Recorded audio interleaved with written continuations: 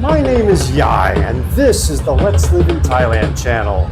But today I'm celebrating Thailand being the first country in Southeast Asia to legally recognize marriage for everyone. So let's change the channel name to Let's Love in Thailand. Yes, today's topic is same-sex marriage in Thailand. If you're LGBTQ in a same-sex relationship, and whether you are thinking about marrying your Thai sweetheart, getting your foreign marriage or civil union registered here in Thailand, or you're a foreign same-sex couple anywhere in the world who can't get married at home, in this video you'll learn what you need to know to get married in Thailand. And oh, by the way, this procedure works even if you're in a different sex relationship. There are three big milestones for marriage equality in Asia. Taiwan pioneered the way in 2019 by being the first country in Asia to legalize same-sex marriage. Nepal followed suit in 2023. Then, Thailand made history in 2024 as the first country in Southeast Asia to recognize same-sex marriage. In June of that year, Parliament passed the historic Marriage Equality Act.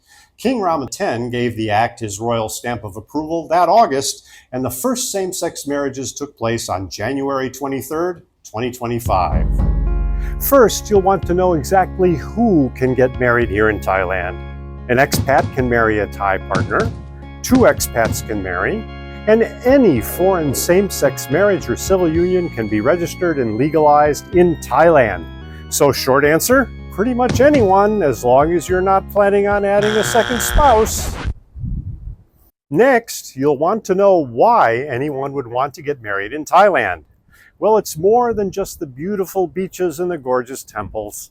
What are other reasons that motivate people to get married in Thailand? Stay tuned to the end of this list. You might be surprised by the last reason. Many expats marry their Thai partners to make it easier and cheaper to stay in Thailand long-term. Foreign spouses are eligible to stay in Thailand on a non-immigrant O visa with fewer financial requirements than the same visa granted for other reasons.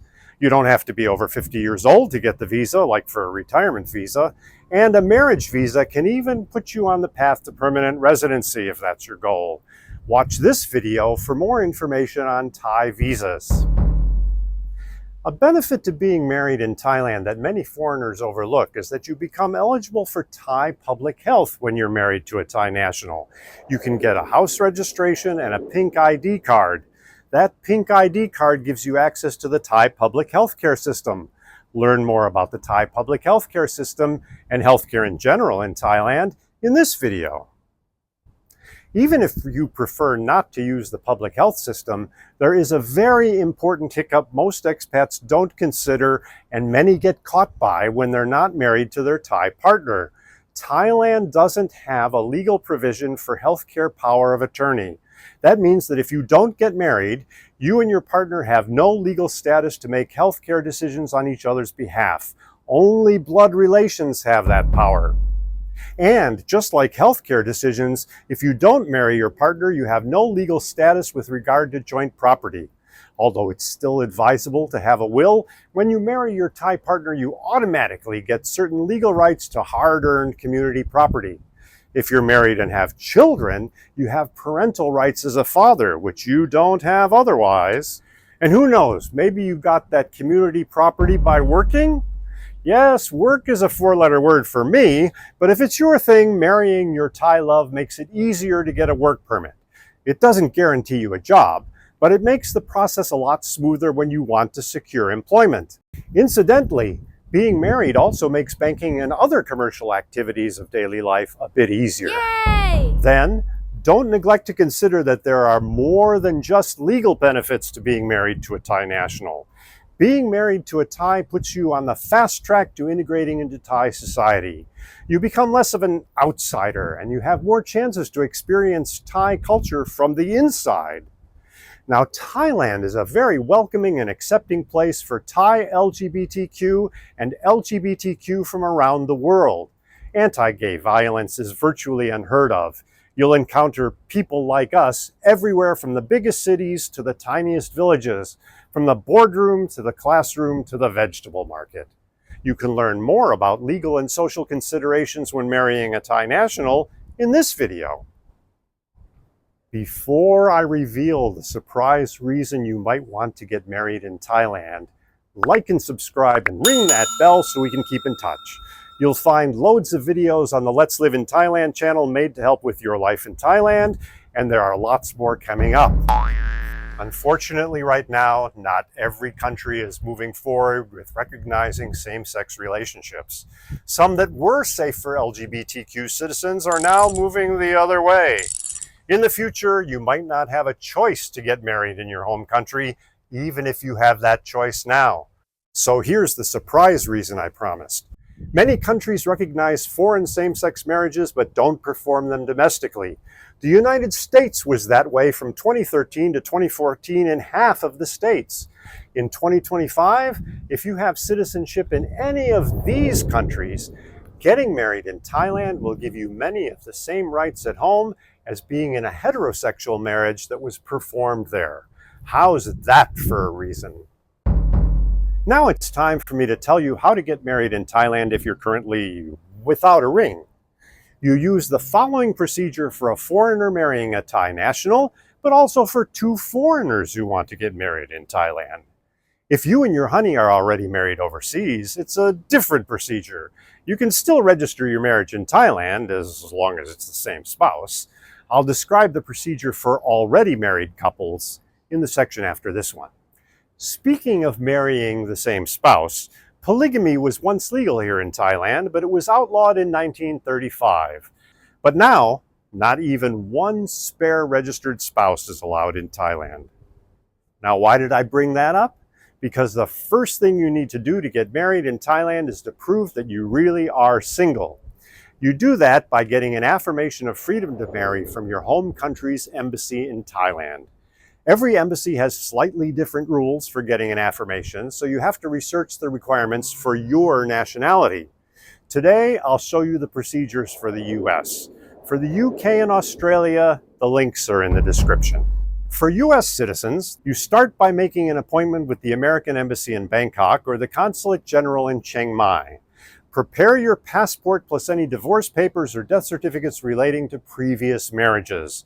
Take those with you to your appointment, where you will fill out a Statement of Marital Status form. Make sure to wait and sign that form in front of the officer and then pay your fee. The consular officer will review your form and documents, then apply the consular magic wand to produce for you an embassy-issued notarial certificate of freedom to marry. Although it's pretty easy, it will cost you $50. Just be glad you don't have to follow the UK or Australia procedures. So, ready to go off the altar now? Yeah, about that altar. Marriages in Thailand are civil ceremonies. Whether you have a big shindig or just a humble village ceremony, it's all just for show. You end up as legally single after the festivities as you were before them. The real deal is the unsentimental task of going to a government district office and filling out paperwork. And you're still not quite ready to do that paperwork yet. You see, this is Thailand, and your embassy issued the affirmation in, well, not Thai. And you're going to be doing some very Thai things to make that marriage happen. So let's get your affirmation translated. Take your affirmation to a certified professional translator. The government won't accept just any random translation. Sorry, AI. Once your translator does their thing, the translation has to be certified by the Thai Ministry of Foreign Affairs, or MFA. It's this official certification that shows your affirmation is valid and legal for use in Thailand. Your translator can usually arrange the MFA certification for you, for a fee, of course. Once the MFA stamps your affirmation of freedom to marry, it's now a Bai Rap Rong Kwam Sot, and you're good to go.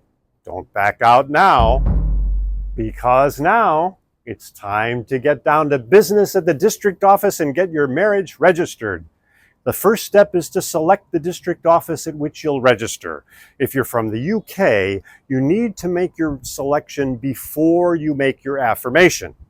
You can register at any district office. Choose one that's not too busy. For convenience, you'll want to avoid offices with a long appointment queue or that have unusual document requirements. More on that a bit later. At most offices, it's usually necessary to make an appointment for your big day. But before the big day arrives, go to the district office and show all your documents to the district officer.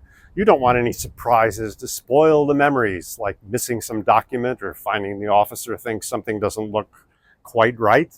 You can make your appointment while you're there. When the big day does arrive, don't expect to be doing anything very romantic. A friend described his registration as just like doing his visa renewal. But instead of renewing a visa, you're going to do the Kara song. No, that's not some new salsa step. At least that would be somewhat romantic. It's just the name of the form you're filling out. Here's what you need to bring to the office to get your Kara song. A Thai partner brings their Thai ID card. A foreign partner brings their actual foreign passport and a copy. If you're both foreigners, you'll bring the passport for each foreign partner. You must bring the original Affirmation of Freedom to Marry from your embassy in addition to the MFA certified translations. If you're both foreigners, you'll have one affirmation for each partner. If you or your partner are under 18, bring a parental consent form. If you have a prenuptial agreement, make sure that it's signed and registered as part of your marriage registration. If you don't register your prenup today, it's not valid, ever. Finally, you'll need 2 witnesses. If you don't have any friends, either because you're socially stunted or because you're new in town, there are usually folks around the district office who can act as witnesses, again, for a small fee. Now about the passport copy. There is variation among district offices on what they want. Some just want a passport copy with true copy written on it and your signature in blue ink. Others want a translated copy of the passport in addition to the true copy. And still others want an embassy certified copy translated with an MFA stamp. My advice is to avoid offices that require that last option. It's time consuming and expensive. Once your documents are accepted, the office helps you fill out the Kara song form. You pay a fee of 200 baht. 200 baht is pretty reasonable for a lifetime of marital bliss, don't you think? The officer checks your documents again, and the form gets stamped. Congratulations, you're officially married in Thailand, and you get this nifty certificate to prove it. Hey, why not let your fellow viewers know your experience? Which district office did you use? How did it go? Tell us in the comments. Now, what do you do if you're already married in another country and you want your marriage recognized in Thailand? To find out, let's take a little trip to the other side of the world where I left my heart. Come on. Here I am back in San Francisco where I left my heart the first time I married my Thai husband. If you and your partner are already married abroad and you make an affirmation of freedom to marry to get married in Thailand, guess what? That's bigamy. Very, very illegal. You'll have to follow a different procedure to have Thailand recognize your marriage. It's a bit convoluted. Oh, the procedure in Thailand isn't what's convoluted. It's the procedure in your home country. See, Thailand is not a signatory of the Hague Apostille Convention, which means you've got to play chutes and ladders to make your foreign marriage certificate valid in Thailand. Now, I'll tell you about the procedure for getting the required documents for America, since I'm here and since it's probably the most cumbersome. You can find procedures for the UK and Australia in the description. To find the procedure for other countries, contact the Thai embassy or consulate in that country. Most consulates have a consular website where they post the procedure, since it's pretty commonly used. What makes the US procedure special is that there is no national marriage registry. You start by checking with the state in which your marriage was performed to find out how to get a notarized or certified copy of your marriage certificate. Once you have that notarized or certified marriage certificate in hand, apply to the Secretary of State of that same state to obtain an apostille for it. Hey, you said that Thailand's not a signatory to the Apostille Convention.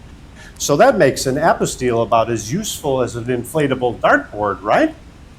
Well, the U.S. Department of State wants an apostille before they will apply their secret sauce.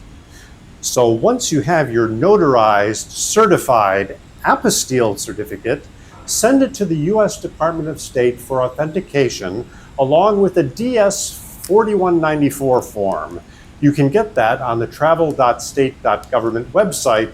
Here's the link. After a nerve-wracking wait of 4 to 6 weeks, you anxiously open the envelope that arrives. Hey, the State Department authenticated certificate has arrived. But wait, you're not done yet. It still needs a bit of Thai chili sauce. Your notarized, certified, apostilled, authenticated certificate needs to be seen by the Thai embassy or consulate responsible for the state in which you were married so that they can register and stamp it as legalized. The Thai consular websites have good instructions on how to submit your documents. You upload and get approval online first, then mail them to the consulate for the stamp. When I used the LA consulate, they were really helpful and quickly answered all my questions by email. When you finally have your notarized, certified, apostilled, authenticated, legalized marriage certificate, who knew that one certificate could get that much attention?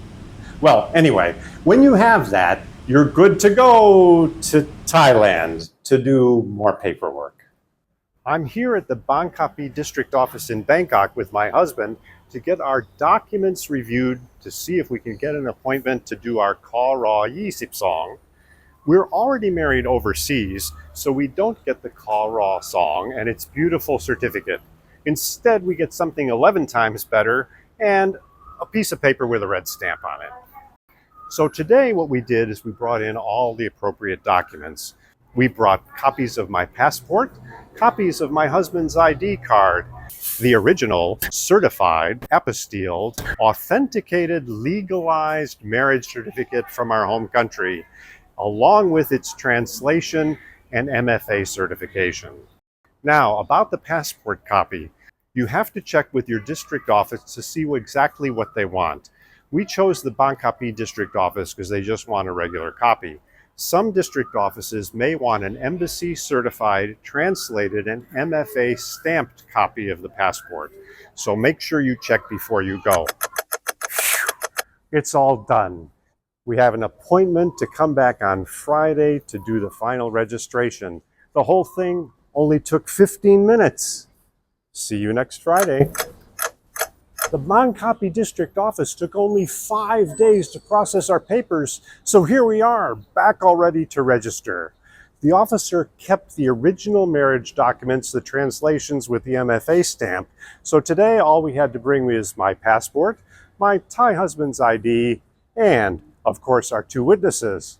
Can't bring you along, so wait here while we go inside. Hey, that's it. Cue the wedding bells, Neo. Now, our overseas marriage is recognized in Thailand. Whichever procedure you're going to follow, here are a few final tips and things to watch out for. Plan ahead. MFA certified documents all expire, like my potted plants, after 6 months. Keep a calendar. Whenever you visit the district office, bring extra everything. Scrambling for missing paperwork or running to make more copies really kills the romantic mood. While it's not a beauty contest, it is a formal procedure. So just like when doing any government procedure in Thailand, look your best. Dress respectfully and be polite. If neither of you are fluent in Thai, bring a translator. It'll save you some confusion. There are agents who specialize in the soup to nuts Thailand procedures from translation to registration, but if you have a parental consent or if you have a prenuptial agreement, make sure you bring them. Everything needs to be registered at the same time. No do-overs. By the way, If you have any friends who want to different sex marry, is that what it's called? Well, anyway, in Thailand, share this video with them too. They use exactly the same procedure. Oh, and finally, don't hesitate to put your questions in the video comments. I'll answer them all. My name is Yai. My name is Tom. We've been living together in Thailand happily, proudly, and safely for over 32 years. We wish the same for you if that's what you want. Sawadee krap. สวัสดีครับ